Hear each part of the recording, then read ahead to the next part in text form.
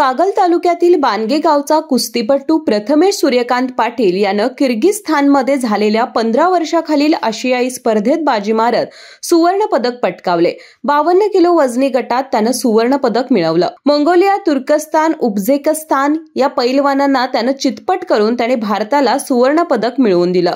त्याच्या या यशाबद्दल त्याचं सर्वत्र कौतुक होत आहे। सध्या तो पुण्यातील आर्मी स्पोर्ट्स इन्स्टिट्यूट येथे प्रशिक्षण घेतोय। कुस्तीपटू प्रथमेश पाटील याला आशियाई सुवर्णपदक विजेता आणि उपमहाराष्ट्र केसरी पैलवान रवींद्र पाटील, वस्ताद तुकाराम चौपडे, आई वडील आणि आर्मी स्पोर्ट्स इन्स्टिट्यूट पुणे यांचं मोलाचं मार्गदर्शन लाभलंय। केके न्यूज साठी कागल प्रतिनिधी ओमकार पोतदार।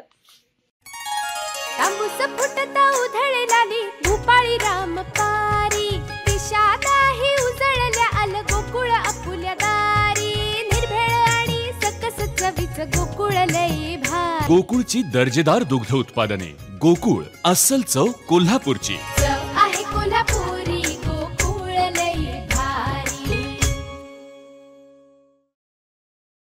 अशाच नवनवीन अपडेट पाहण्यासाठी आमच्या कोल्हापुरी कारभार म्हणजेच केके न्यूज चॅनेलला सबस्क्राइब करा।